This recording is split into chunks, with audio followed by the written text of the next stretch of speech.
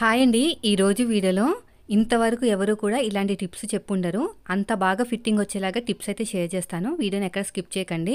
Mostly నాకొచ్చేసే బ్లౌజులన్నీ కొంచెం పెద్ద size బ్లౌజులే ఉంటాయి. మరీ సన్నగున్న బ్లౌజులు అయితే ఉండవు. అందుకని 1 మీటర్ లైనింగ్ క్లాత్ తీసుకుని తడిపేసుకుని నీట్‌గా ఐరన్ చేసేసుకుంటానండి ఎండలో ఆరబెట్టేసి.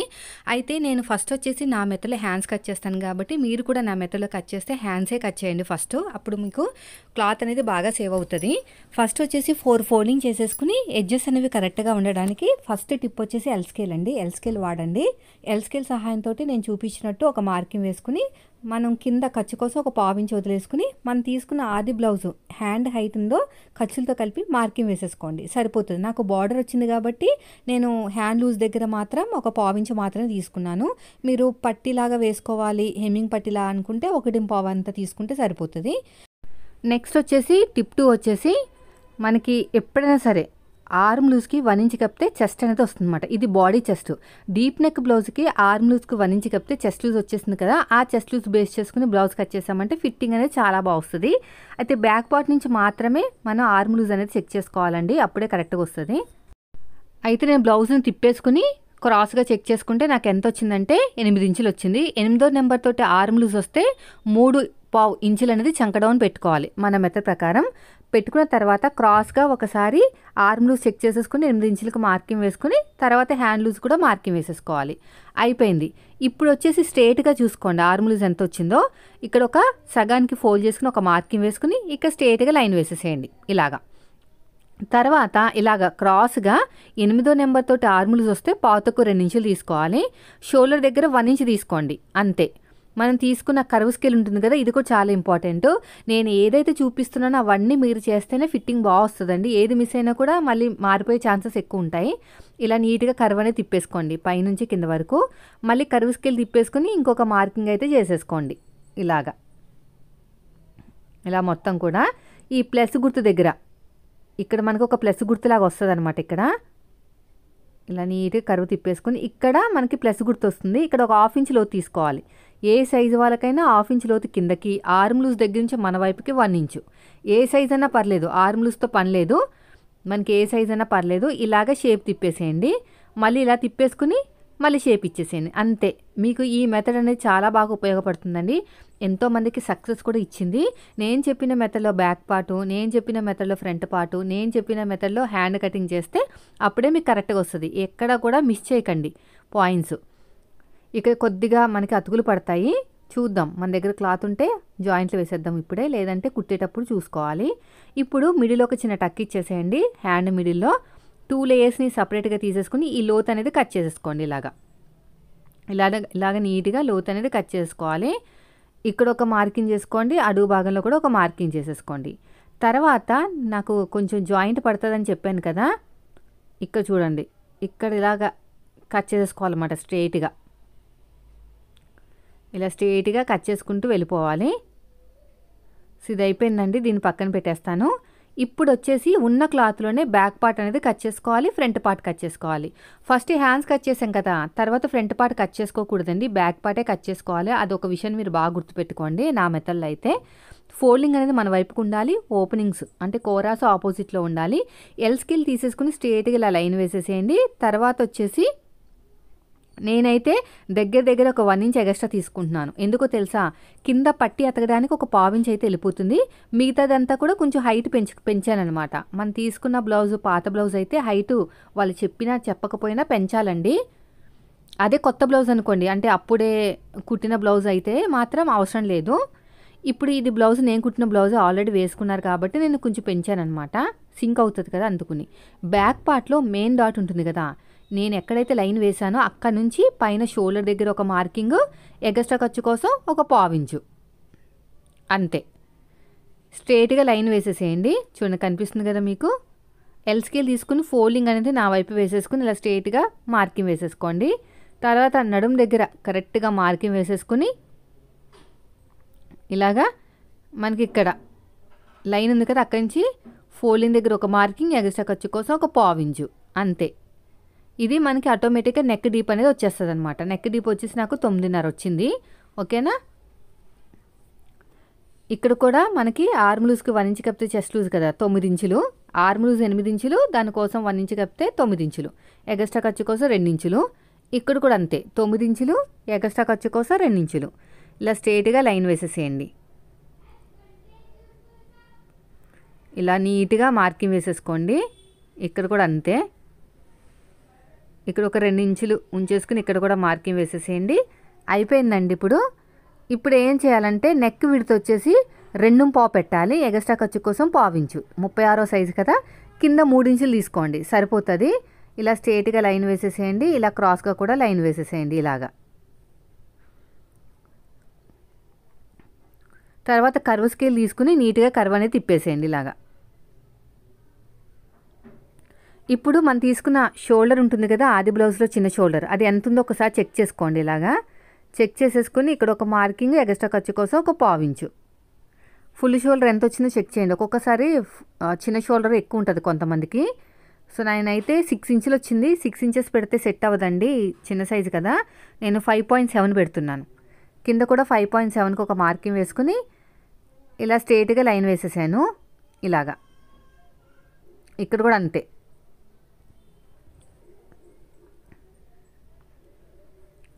ఇలా స్ట్రేట్గా లైన్ వేసేసుకోండి. ఇక్కడ కూడా అంతే ఇలాగా.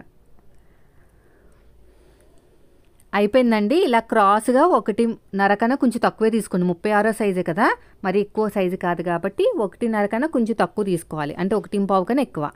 షోల్డర్ కావాల్సినంత ఖర్చు వదిలేసుకుని కరువు స్కేల్ తోటి నీట్గా ఇక్కడ కర్వ్ అనేది తిప్పేసుకోవాలి. ఇప్పుడు టేప్తో కొలుచుకునేటప్పుడు షోల్డర్ దగ్గర ఖర్చు వదిలేసుకుని గీత కింద నుంచి కొలుచుకోవాలి. మనకి ఎంత రావాలి? 8 ఇంచులు రావాలండి. కానీ నాకు అంత 8 ఇంచులు రాలేదు, కరెక్ట్గా వచ్చేసింది 8 ఇంచులు. ఒక్క గీత అంతే, ఒక గీత ఎక్కువ అంతే, ప్రాబ్లం లేదు. ఒక గీతతోటి వచ్చేసింది 8 ఇంచులు. తర్వాత వచ్చేసి కాజా పట్టి వదిలేసి ఉక్సు పట్టి వరకు ఎంత వచ్చిందో ఒకసారి చెక్ చేయండి. ఇలా పట్టేసుకుని చూసుకోవాలన్నమాట. నాకు 32 ఇంచులు, అంటే దాంట్లో 4వ భాగం 8 ఇంచులు, డాట్ కోసం 1 ఇంచు కప్పితే 9 ఇంచులు.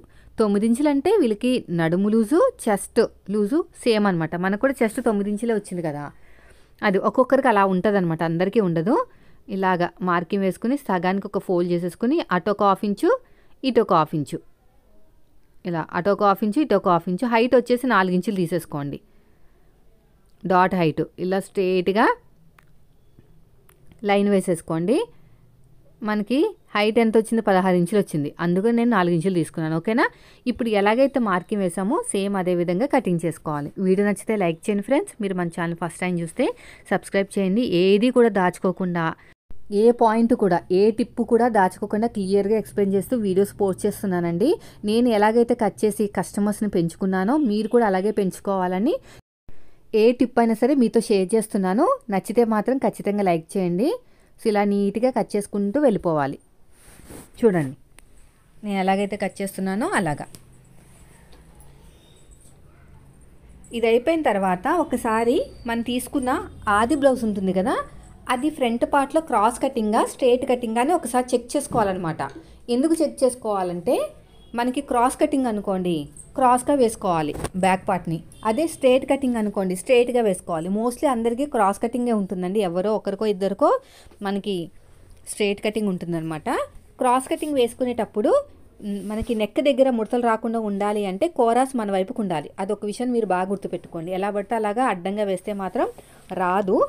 మనం క్రాస్ కటింగ్ చేసినప్పుడు ఖచ్చితంగా ఎలా పడితే అలాగా క్రాస్గా వేసుకోకూడదు. కోరాస్ మన వైపు ఉండాలి, అది కూడా బ్యాక్ పార్ట్లో నెక్ అనేది మన వైపుకు ఉండాలి. అది మెయిన్ ఇంపార్టెంట్. బ్యాక్ పార్ట్ ఉంది కదా, నెక్ వైపు మన వైపుకు ఉండాలి, చంక వైపుకు ఆపోజిట్లో ఉండాలి. ఇప్పుడు ఎలాగైతే మార్కింగ్ వేసామో సేమ్ అదే విధంగా మొత్తం కూడా బ్యాక్ పార్ట్ ఆధారంగా మార్కింగ్ వేసేసుకోవాలి. ఇలాగా చూడండి. వీడియో నచ్చితే లైక్ చేయండి ఫ్రెండ్స్. మీరు మన ఛానల్ ఫస్ట్ టైం చూస్తే మాత్రం సబ్స్క్రైబ్ చేయండి. ఇలాగా వీపు పాడు దగ్గర కూడా ఇలా నీట్గా వేసేసుకుని, మన దగ్గర వీలర్ ఉండాలండి. వీలర్ ఉంటే కరెక్ట్గా ఎల్ షేప్ అనేది మన బ్యాక్ పార్ట్లో ఎలా వచ్చామో అలాగే వచ్చేస్తుంది ఫ్రంట్ పార్ట్లో కూడా. సో ఇలా వీలర్ సహాయంతో ఎల్ షేప్ దగ్గర ఒక మార్కింగ్ వేసుకోండి. వీలర్ వచ్చేసి ఒక 25 రూపీస్ 20 రూపీస్ ఉంటుంది అంతే.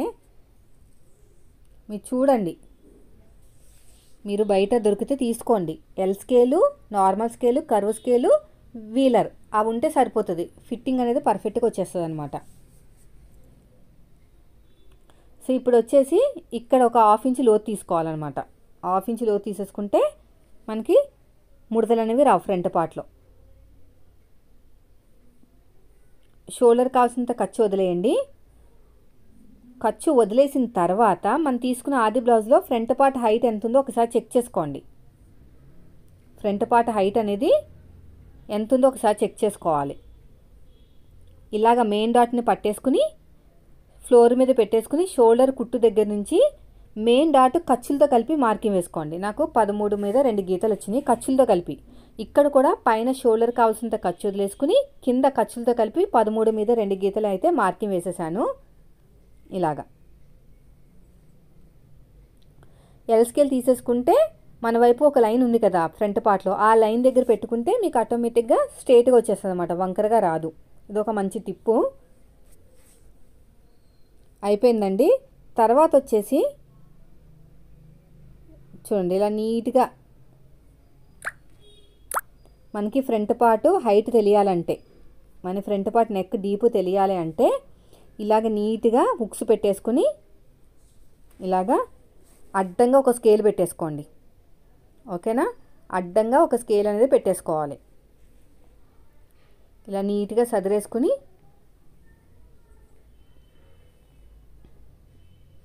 అడ్డంగా ఒక స్కేల్ పెట్టేసుకుని పైన షోల్డర్ కుట్టు దగ్గర నుంచి నెక్ డీప్ వరకు ఎంత వచ్చిందో చూడండి. పైన షోల్డర్ కుట్టు దగ్గర నుంచి నెక్ డీప్ వరకు నాకైతే 6.5 ఇంచులు వచ్చిందండి. 6.5కి మార్కింగ్ వేసుకోవాలి మనం. ఇలాగ 6.5కి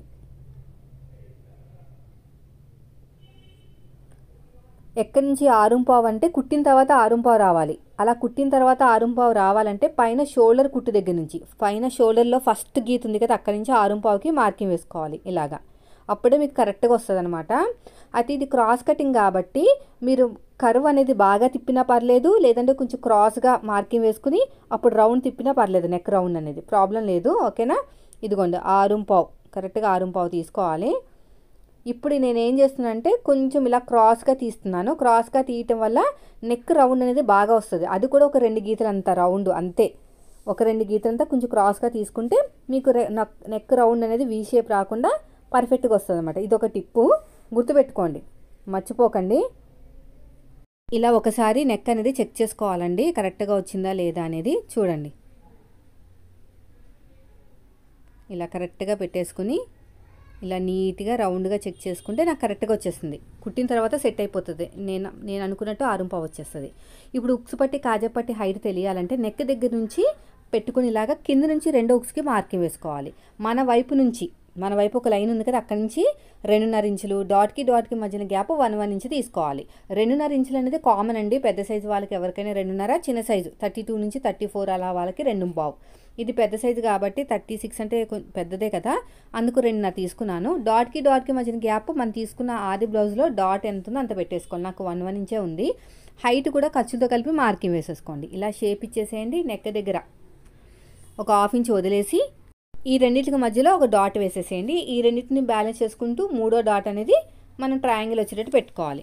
అయితే సైడ్ జాయిన్ దగ్గర 2.5 ఇంచులు అయితే ఉండాలండి. అంతకంటే ఎక్కువ ఉన్నా కూడా బాగోదు, అంతకన్నా తక్కువ ఉన్నా బాగోదు. 3 ఇంచుల వరకు ఉండొచ్చు. ఫ్రంట్ పార్ట్ అనేది బాగా తక్కువ ఉంటే హైట్ అనేది. సో నాకైతే బాగానే కరెక్ట్గానే ఉంది 2.5 ఇంచులు, అందుకు నేను ఏం టచ్ చేయట్లేదు, కరెక్ట్గానే పెట్టుకున్నాను. చాలామంది ఏం చేస్తారంటే బ్యాక్ పార్ట్లో 2 ఇంచులు ఫోల్డ్ చేసేసి ఫ్రంట్ పార్ట్ హైట్ ఇచ్చేస్తారు. అది చాలా పెద్ద రాంగ్ అనమాట. మొత్తం బ్లౌజ్ అంతా నాశనం అయిపోతుంది. ఎందుకో తెలుసా, ఒక ఎగ్జాంపుల్ చెప్తాను. నా సైజ్ వచ్చేసి 32, ఓకేనా. నాకు చెస్ట్ తక్కువ, ఫ్రంట్ పార్ట్లో 11 ఇంచులు పెడితేనే సెట్ అవుతుంది. 11 ఇంచులు పావుతోక 11 ఇంచులు అంతే. నా బ్లౌజ్ హైట్ వచ్చేసి 13.5 ఇంచులు, అంటే ఖర్చులతో కలిపి 13.5, 14 ఇంచులు కూడా వెళ్ళిపోతుంది. అయితే ఇప్పుడు ఏం చేస్తాను, నేను బ్యాక్ పార్ట్లో 14 ఇంచుల్లో 2 ఇంచులు ఫోల్డ్ చేస్తానండి. ఎంత వస్తుంది, నాకు 12 ఇంచులు వస్తుంది. 12 ఇంచులు పెడితే నాకు ఫ్రంట్ పార్ట్ జారిపోతుంది, సెట్ కాదు. అదే 32 సైజు సేమ్ నా సైజు వాళ్ళే ఇంకో కస్టమర్ ఉన్నారు, వాళ్ళకి చెస్ట్ ఎక్కువ ఉంటుంది. సో వాళ్ళకి 11 ఇంచులు పెట్టడం రాదనమాట. చెస్ట్ ఎక్కువ కదా, మనకి చెస్ట్ దగ్గర ప్లేస్ కావాలి కదా, అందుకని వాళ్ళకి ఏం చేస్తానంటే పాతకో 13 ఇంచులు ఇస్తానన్నమాట వాళ్ళకి. అది సెట్ అయిపోతది. అలా ఉంటదండి. ఎప్పుడైనా సరే ఫ్రంట్ పార్ట్ అనేది మన చెస్ట్‌ని బట్టి ఉంటది తప్ప, మనకిలాగా బ్యాక్ పార్ట్‌లో ఒక 2 ఇంచెస్ ఫోల్డ్ చేయటాలు అవి ఉండదు. ఆ పొరపాటు చేస్తే మాత్రం బ్లౌజులు పాడైపోతాయి. ఇది ఖచ్చితంగా 100% కరెక్ట్. మీరే ఆలోచించండి లాజిక్‌గా. ఓకేనా? ఫ్రంట్ పార్ట్ మొత్తం కూడా చెస్ట్ మీద ఆధారపడి ఉంటుంది. సో, ఇప్పుడొచ్చేసి నేను బ్యాక్ పార్ట్ మీద ఫ్రంట్ పార్ట్ పెట్టేసుకొని, ఒక పావించి పైకి వదిలేసుకొని క్రాస్ చెక్ చేసుకుంటున్నాను. నాకు 2.5 వచ్చింది. ఖర్చులతో కలిపి కింద ఖర్చులు, పైన ఖర్చులు కలిపి 2.5. షే బెల్ట్ అనమాట. అలా 2.5 ఇంచులతోటి షే బెల్ట్ కట్ చేసామనుకోండి, సైడ్ జాయింట్ దగ్గర హెచ్చు తగులు రాదు. నేను ఈ మెథడ్‌లో కట్ చేస్తే కనుక. అయితే నా మెథడ్‌లో బ్లౌజ్ కట్ చేస్తే మీకు ఈ పీస్ మిగులుతుంది. దీంట్లో కోరాస్ ఉంటాయి. ఈ పక్కనున్న 1.5 ఇంచుతో కోరా కట్ చేసేసుకుంటే, మనం బ్యాక్ పార్ట్‌లో పట్టి అతకడానికి క్లాత్ అనేది సేవ్ అవుతుంది అనమాట. టైం కూడా సేవ్ అవుతుంది. ఈ మిగిలిన క్లాత్లో షే బెల్ట్ అనేది కట్ చేసుకోవాలి. నా మెథడ్లో కట్ చేస్తే మీకు ఇలా క్లాత్లు అనేవి మిగులుతాయి. ఈ షేప్లో మిగిలితే నేను చెప్పినట్టు మీరు కట్ చేయండి. పొడుగు వచ్చేసి 11.5 ఇంచులు తీసుకోండి. పొడుగు వచ్చేసి 11.5 ఇంచులు. ఇలా నీట్గా కట్ చేసేసుకోండి ఫస్ట్.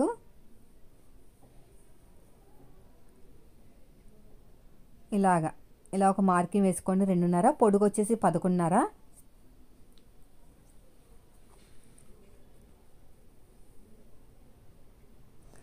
తర్వాత వచ్చేసి ఒక 1/2 ఇంచ్ పైకి వదిలేసి ఉక్సు పట్టి వైపుకు షేప్ బెల్ట్ ఎంత ఉందో చూడండి. 3.5 ఉంది. 1/2 ఇంచ్ ఎందుకు వదిలేస్తున్నాను? పైన పావించి ఖర్చు, కింద పావించి ఖర్చు. కానీ నేను బ్యాక్ పార్ట్ మీద ఫ్రంట్ పార్ట్ పెట్టినప్పుడు కింద ఆల్రెడీ ఖర్చు ఉంది కాబట్టి పైన మాత్రం పావించి తీసుకున్నాను.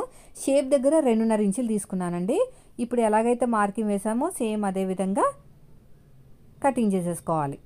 ఇలా నీట్గా ఇలా చూడండి.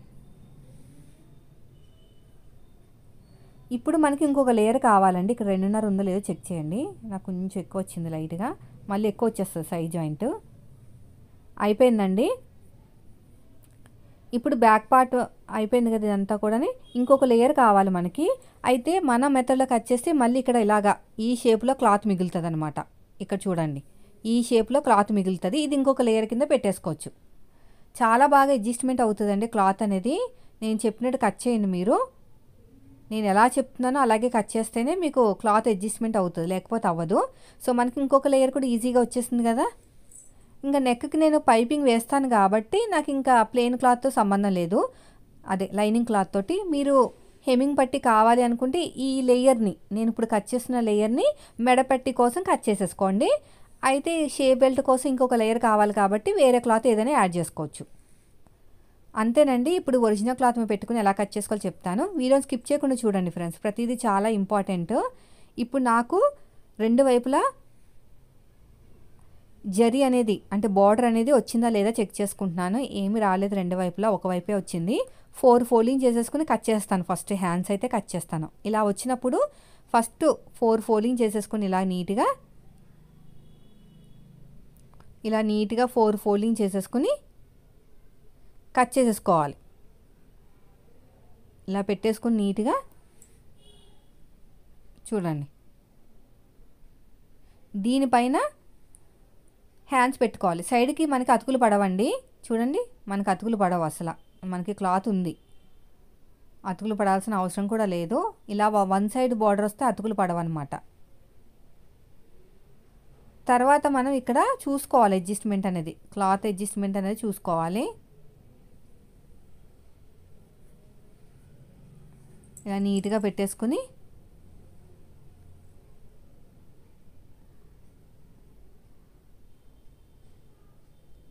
ఇలా ఫోల్డింగ్ వైపుకి ఇలా నీట్గా పెట్టేసుకుని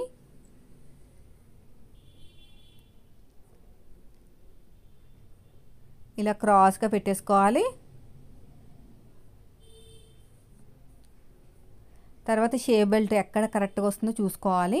లేదంటే మొత్తం కట్ చేసిన తర్వాత మనకి క్లాత్లు మిగులుతాయి కదా, క్లాత్ వేస్ట్ అవ్వకుండా చూసుకోవాలన్నమాట. సో నేను చెప్పిన ప్రతి టిప్పు, ప్రతి స్టెప్ మీరు ఫాలో అయితే ఖచ్చితంగా సక్సెస్ అవుతారండి. L scale, curve scale, straight scale, ఒక టేపు, మార్కరు, కత్తెర, ఇవి కంపల్సరీ ఉండాలి. ఇందులో ఏది లేకపోయినా కూడా ఫిట్టింగ్ రాలేదంటే మాత్రం ఎక్కడో దుక్కున పొరపాటు జరిగినట్టే.